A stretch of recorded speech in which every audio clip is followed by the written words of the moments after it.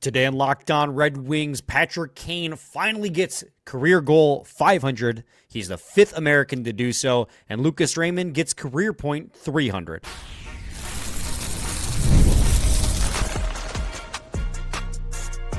You're Locked On Red Wings, your daily podcast on the Detroit Red Wings, part of the Locked On Podcast Network, your team every day.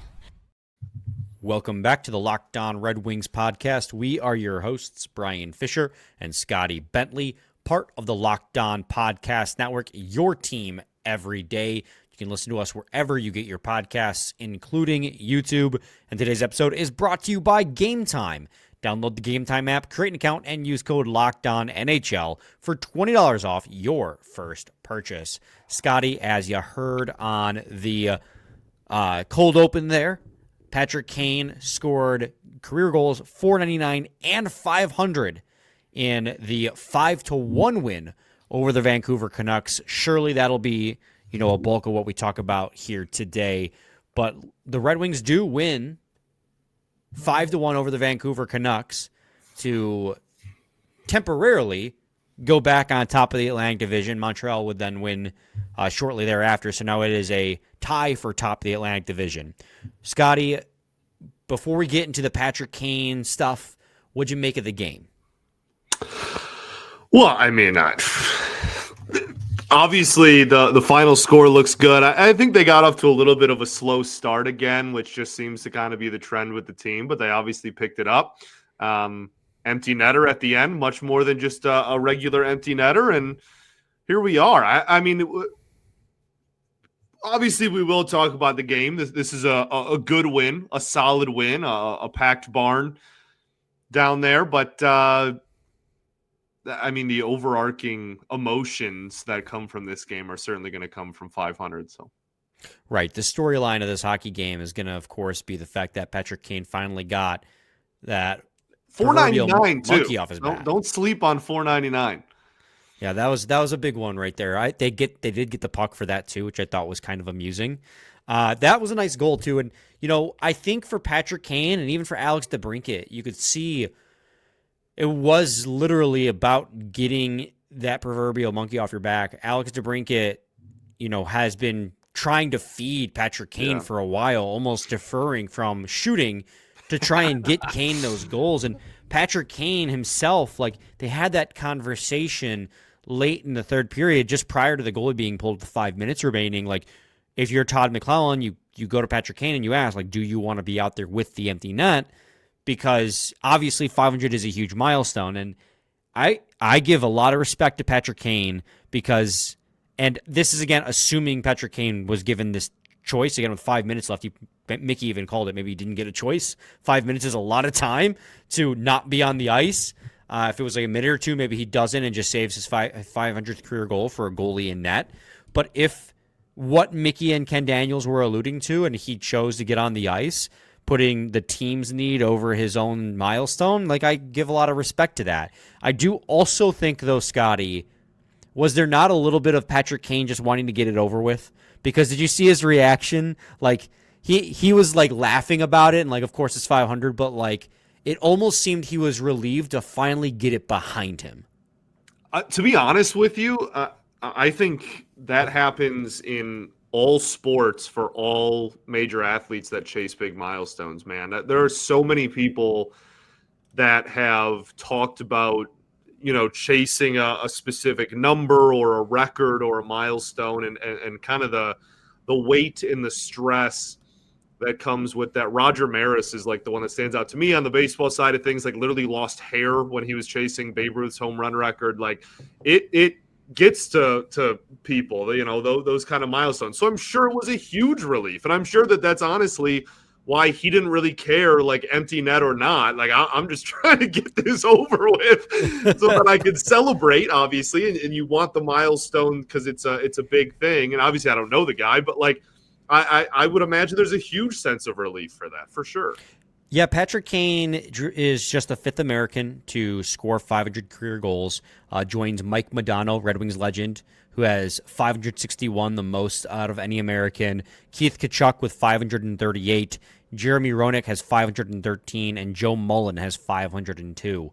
So now that he is in that club, the climb begins to try and see how high he can get in that club. And I think realistically, passing Jeremy Roenick at 513 is wholly realistic.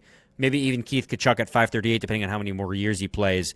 Mike Modano, you'd need at least a solid more 3 seasons out of Patrick Kane. But, in a very specific role like power play specialist, I think he could do it. It just depends on how many more years he's got left in him, because he's still a 20-goal scorer, at the bottom line. Obviously, I think a big part of the wanting to get it over with is just battling through a couple different injuries, getting cold, getting hot, and not just as you get hot, you get hurt again. It's a big deal. He's also the 50th NHL player to score 500. And here's a fun one, Scott. I don't know if you saw this on Twitter. He's also the 7th NHL player to score his 500th career goal against the Vancouver Canucks. Oh, I did not see that. I love stats like that. That's super fascinating. I think it's also important to remember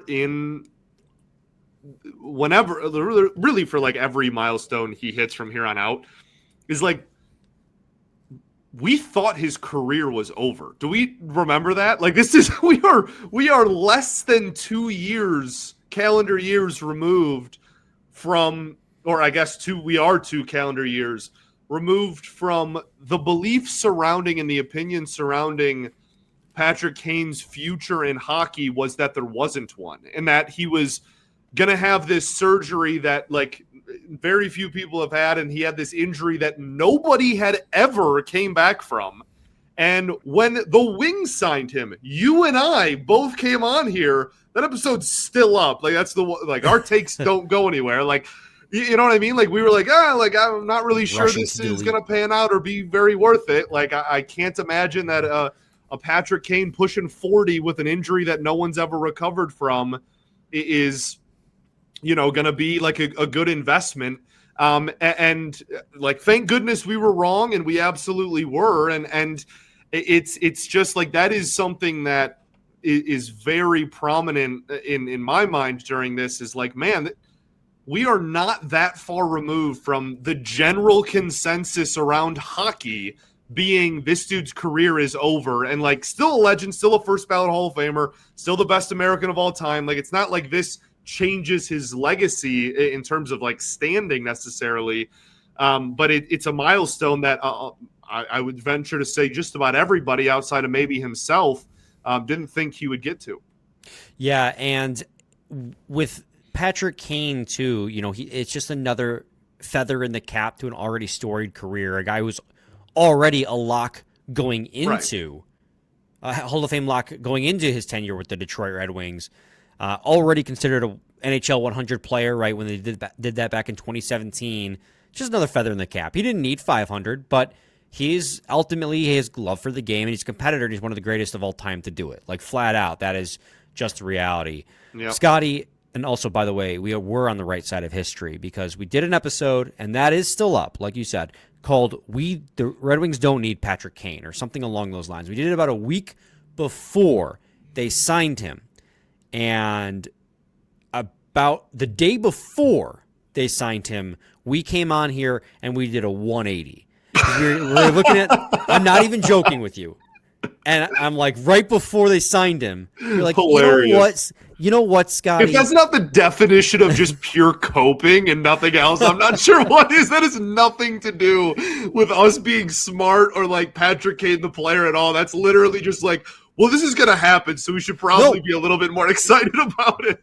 So there were reports that it was like heating up, but nothing was definitive. There was like them and the Sabres and whatnot, like in the mix. And we were like, like, what can it hurt? Like, this team's not, like, worst case scenario, it's a 1-year deal. It doesn't work out. You're not going to probably make the playoffs anyways.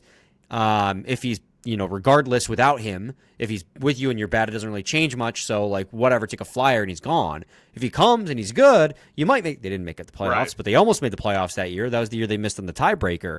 And it's like, then you were the team that gambled on Patrick Kane and won. And we did that literally the day before. Like, the next day the news broke and we were like, oh, thank God. Then he went on to have like 20 goals and we were like, man, thank God we switched our tune right away. Was there any doubt in your mind, though, Scotty, that the whole team wasn't going to come out when he scored 500? Or did you think that was just a lock? No, I no. I'm glad they did. That's like the big trend now. And like anytime a player hits a huge milestone, like Yeah. was Some Drew people don't Brees like it. in the NFL, like in the middle of the game, like there was Yeah. like a ceremony for him hitting Well, that was a that milestone?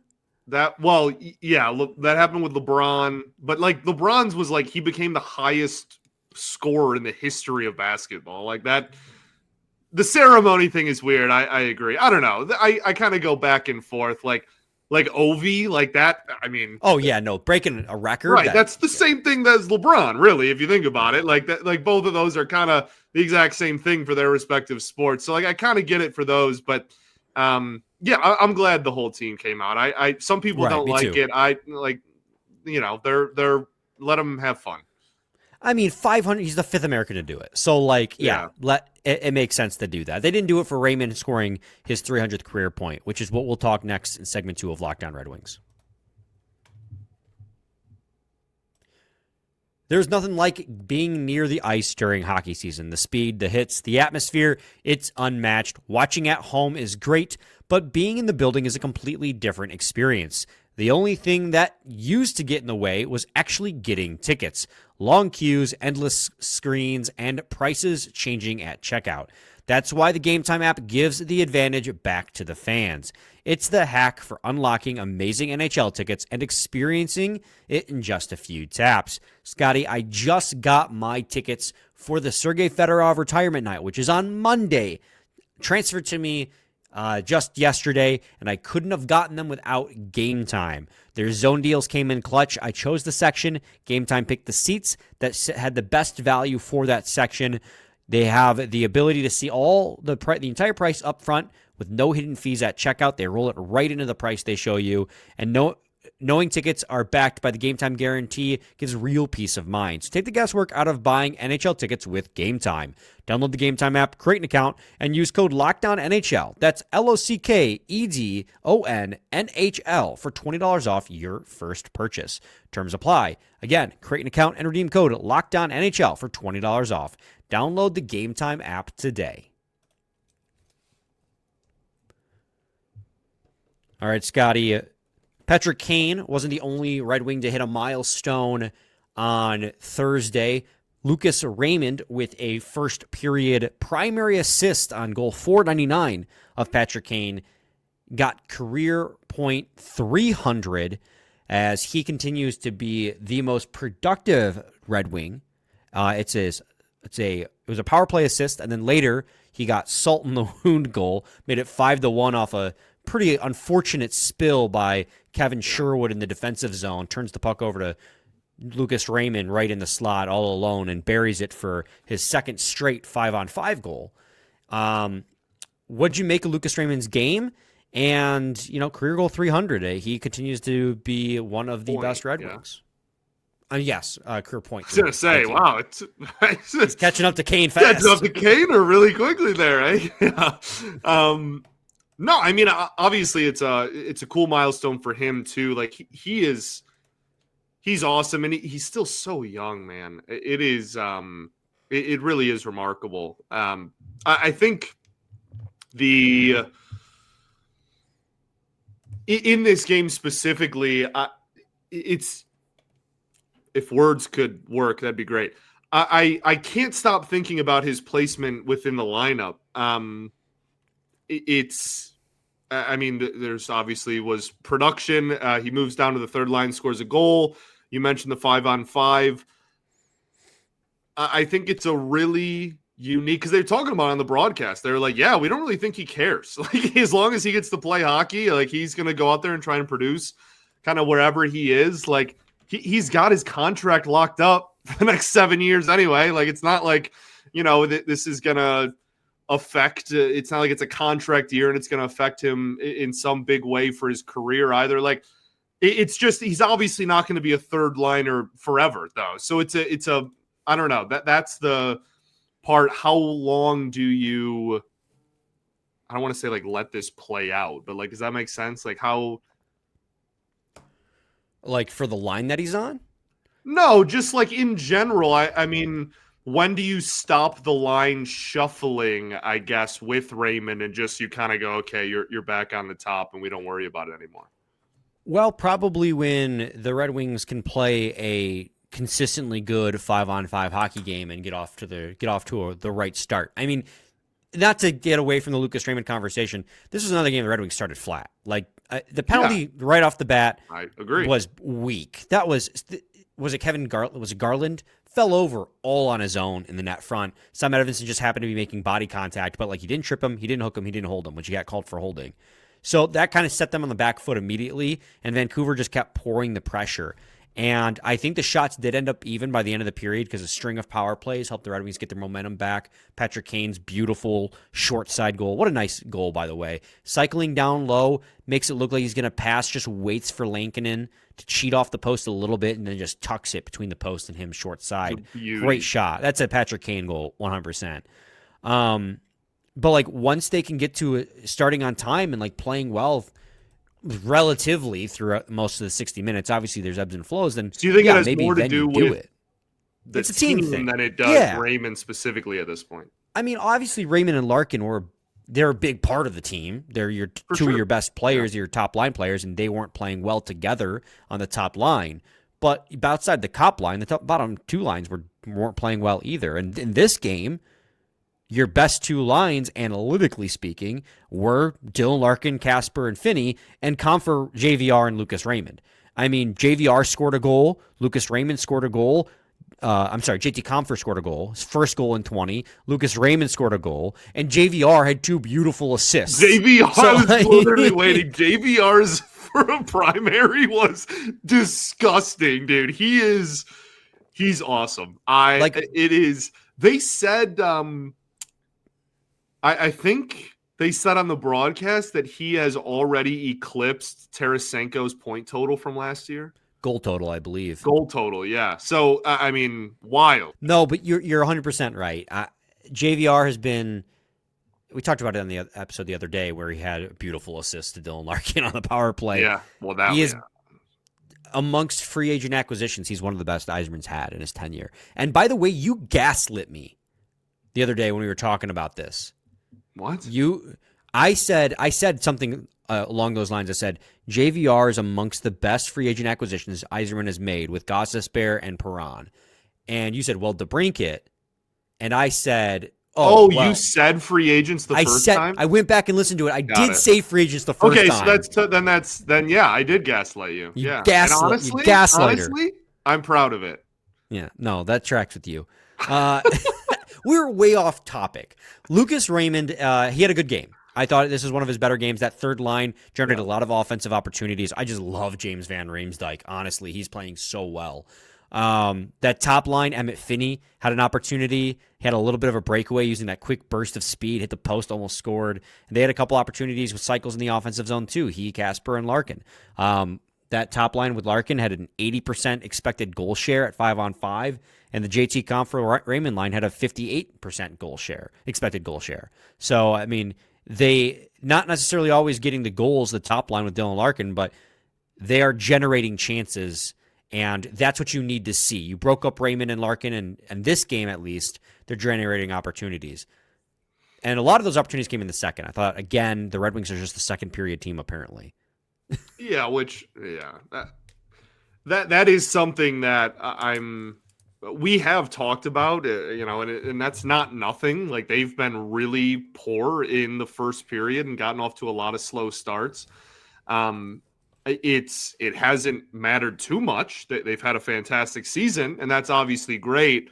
But that is something where it's almost to a point, and obviously I don't know this, I'm not in the room, but it's almost to a point where I'm wondering if it's even somewhat of a game plan, not where he's like, hey, like suck in the first and then we'll figure it out. But like, if it's almost like hey, we're going to feel out the other team in the first period, play good defense, don't allow any goals, but like, we won't be super aggressive at least with the forechecking and whatnot early. We'll kind of, save it. We'll see what they're doing. X's and O's wise and kind of what they're trying to implement, and then we'll counter that the rest of the game. And maybe I'm just a total idiot and that has nothing to do with anything, but I I feel like it is such a trend for this team, yet they're still winning games at such a great clip. It kind of raises an eyebrow for me in that regard. Yeah, I was thinking to myself during the game, I was like, I had that similar line of thought where I thought maybe they do this just to get Gibson locked in early. Like they're just like, you're going to face a lot of shots. It's either sink or swim, and he's been swimming lately. He had another great game. I don't honestly believe that, but I was just like, why? Like, what is happening? They can't start on time ever. It's consistent. It's very consistent with this team. They get hemmed into the defensive zone, and then they can't, when they get the puck up the boards, finally they win the race to the puck or win the board battle after a minute and a half of cycling in their own zone, being cycled around in their own zone. They try to get the puck up to the forwards along the boards, and then those forwards just turn the puck over at the blue line every time. They just cannot chip it out. Like their breakout, I don't know if it needs to be reinvented, but it's something. And here I am complaining about a 5-1 win. It's just something, you always want your team to be better, and this is just something that has been a pretty big flaw for the Red Wings. Everyone's been talking about, even the broadcast, how slow they start in the first period. But I will give them credit. They did not really at all go back into their shell in the third. I thought they pushed well in the third period too. Yeah, for sure. And I think that's not necessarily that's a overarching theme for the Wings. That's just something that in hockey, you worry about, worst lead in hockey, whatever. So, I'm glad that they kept pushing in that regard for sure. It's I thought everything really tightened up after the first. So I think the defense improved a lot. You kind of mentioned, they got not necessarily hemmed in this game, but they certainly left something to be desired there early on. And I thought goaltending was really good. We haven't even talked about that. I think just all around, man. ASP, I know we talked about the goal a little bit, but like, my goodness, man, I offensively, this was one of the better games we've seen from him recently. And that's even aside from the goal. Did he get a secondary on that? I don't know if he ended up, but he did get an assist in this one. Yeah. So he was just quarterbacking, I thought, the blue line really well. And we've talked about, maybe on the power play, moving him to the wings and whatnot. Like, all of this is a factor, obviously, going forward with him. But I thought in this game he looked really confident and kind of in control offensively. But, we know that he has that part of his game at his best. It's just a matter of the defense then picking up.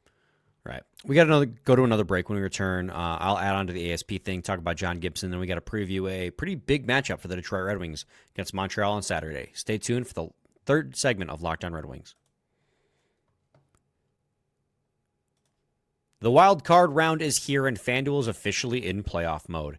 Every game day during the NFL playoffs, FanDuel is giving customers even more ways to get in on the action. Because right now, every NFL playoff game, FanDuel users get Profit Boost pack waiting for them inside the app. Each game day, you'll get a pack loaded with multi-profit boosts you can apply to bets you like most. Open your Profit Boost pack first thing on game day and see what boosts you want to apply.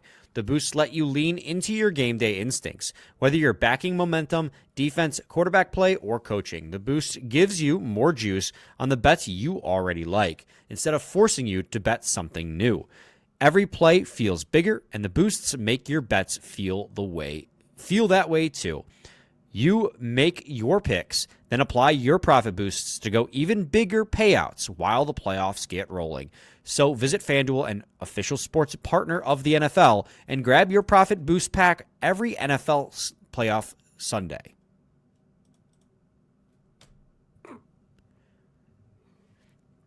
Scotty, you were mentioning Axel Sandin-Pellikka, right? And I just wanted to echo the goal he scored was really nice. A lot of that work was done there by JT Compher and James Van Riemsdyk along the boards to get that puck there. And then credit to ASP for recognizing the lane there down the middle, getting the opportunity to release that shot from the slot, and most importantly, get the shot on net, which is something that a lot of Red Wings seem to struggle with lately when they get in those opportunities. But ASP's shot was lethal from that situation. But you're right. I think the more impressive play was the secondary assist he got on JT Compher's goal, who, by the way, JT Compher had a great game too. He was buzzing around the ice.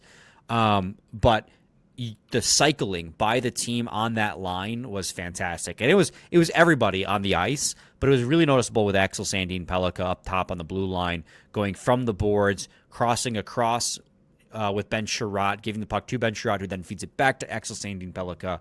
It was a great cycle by those players. And then eventually James Van Riemsdyk does the just beautiful behind-the-back, no-look pass to JT Compher, who buries it home for a beautiful goal. So James Van Riemsdyk is out here feeding everyone, but that was a nice play by Axel Sandin Pellikka, who we've been highly critical of in recent games, recent weeks, because of the decreased usage. So it's great to see him get on the score sheet, kind of showing you a little bit of what the Red Wings were excited about when they drafted him. Yeah, for sure. And I mean, we've been talking a lot about, I don't know, player development, and where a lot of, there's just so much youth that is flourishing in the organization, and you want that to continue, obviously. And yeah, I mean, it's nice to have a performance like this, I guess. Right. And then John Gibson, I don't know how much more you want to say about John Gibson. He's been playing otherworldly right now. Didn't face quite as many shots as he did the last time the Red Wings played the Vancouver Canucks, but still only allowed 1 goal on, I think now the total's been changed from 25 shots to 24 shots. So took 1 shot away, but still a .920 save percentage, a goal saved above expected of like 1.3, I believe it was when I checked. Was great again in this hockey game. Made a lot of big saves when the Red Wings started slow, especially on that first power play. A couple scrambly opportunities. He was really good in this hockey game. Yeah, absolutely. And that's been a theme as of the last couple of months, and hopefully it continues. I mean, we are at a point where he has been, I mean, these last 6 to 8 weeks, he's been the bell cow that we have kind of hoped that he would be, and that's awesome. Yeah, and for what it's worth, too, he's got a goal saved above expected in the positives now. I think it's like 5 or 6. And his save percentage is now above league average, I believe. Yeah. It was at league average going into the game, but then with this game, it would probably creep a little bit above it. So he is officially on the season an above league average goaltender with his hot stretch the last month and a half. Right. Got off to a really slow start, and now it has then been really good. So kind of wishy-washy way of getting there, but we'll take it, baby. Well, let's just hope he can stay this hot for the rest of the season here. Yeah. Do you think he goes again against Montreal on Saturday? I mean, I would. He's playing well, he's hot, and it's a really big game. It is a massive game for the Detroit Red Wings. Both teams sit atop the Atlantic Division. Montreal does technically have the first place because of games played, because they have one fewer game than the Detroit Red Wings with the same amount of points. So Montreal is currently sitting in first place based on points percentage, but both sit atop at 56 points. The last time these two teams met, Montreal kind of embarrassed Detroit in their home opener. John Gibson got pulled in that hockey game as well. This is a huge opportunity for the Red Wings. If Montreal wins this hockey game, they still have a game in hand, and now they're up 2 points. Now, if they lose, it's still not the end of the season. But as we saw around the league on Saturday, what am I saying? That's when they play. On Thursday, this is still just, it's the same old, same old. It's not getting any easier. I mean, outside of Ottawa getting absolutely rocked by the Colorado Avalanche and the Panthers losing to the Canadiens, every team in the Atlantic Division that played won.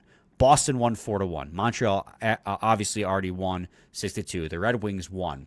The Buffalo Sabres won. The Toronto Maple Leafs came back to win in overtime. It's not going away. So it's not gonna. You have to take the wins when they're presented to you. And you have to take advantage of those opportunities to kind of create a gap when they're presented to you. And Montreal's not an easy team to play against. I mean, what do you see out of this team, Scotty? Well, they're really good at hockey, Brian.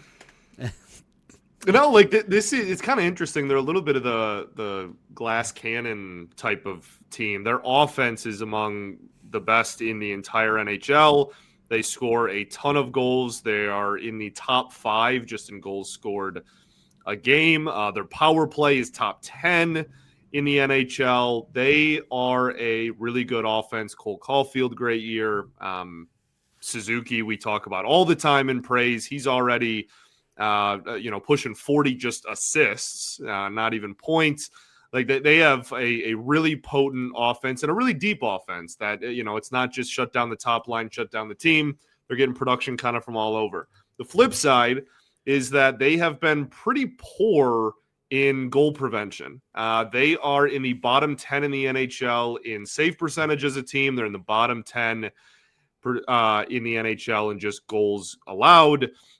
Their penalty kill is not great. So yeah, I mean, it's an interesting kind of, again, glass cannon, if you will, with them. The advantage that kind of jumps out at me, though, is none of those. It is the fact that the Habs are the 4th most penalized team in the entire NHL, with the Red Wings having one of the best power plays in the NHL. You hope that lines up to the Wings' favor. Yeah, that's really what it's going to come down to in my book. Red Wings have pretty good special teams around the board. Power play and penalty kill going into the night. The power play was ranked 6th, and Montreal's was ranked 8th. The big thing that stands out to me with the Canadiens, and this is a huge discrepancy, is when it comes to shot attempts, they rank 23rd in the NHL. When it comes to shots, they rank 26th at 5-on-5. But when it comes to goals, if it will filter, come on now, don't fight me. When it comes to goals, they're 6th in the NHL. So they're very highly dependent on a unsustainably high 5-on-5 shooting percentage. They have the best 5-on-5 shooting percentage in the NHL at 11.29%. That's better than Tampa Bay. That's better than Toronto, better than Dallas. They're not producing a lot of attempts, but they are lethal shooters right now. And a lot of that comes down to, your guys like Cole Caulfield, who has 21 goals and 21 assists in 43 games played. Your Slavkovsky's got a 17% shooting percentage at 5th with 15 goals. You're right. It's kind of coming from everywhere on their roster. And some of these guys are having unreal shooting percentages for, where they're at. Yeah. They're a good hockey team. Don't get me wrong. But they have some of the worst goaltending in the league combined with some of the best shooting percentages in the league. But they don't provide a lot of shot attempts. So even though they're first in, and they probably feel the same about Detroit, frankly. But I just cannot fully get behind this Montreal Canadiens team. I feel like they're just kind of like last season too, like lightning in a bottle again. And I mean, I don't know, maybe I'm just a hater. Like when is there enough of a track record for me to believe this team is actually good? Because I just see they don't get a lot of shot attempts, but they have the league's best shooting percentage. Like, are they just a team full of absolute snipers? Or are they right now just kind of getting lucky with the pucks that go in the back of the net? And that's what we'll have to find out. It's probably somewhere in the middle of that. Probably. All right, Scotty, you have any final thoughts? We ball. We do ball. We'll be back with a new episode tomorrow. I'm sorry, not tomorrow. Monday, recapping the game against the Montreal Canadiens. Stay tuned for that one. Same time, same place. Your team every day.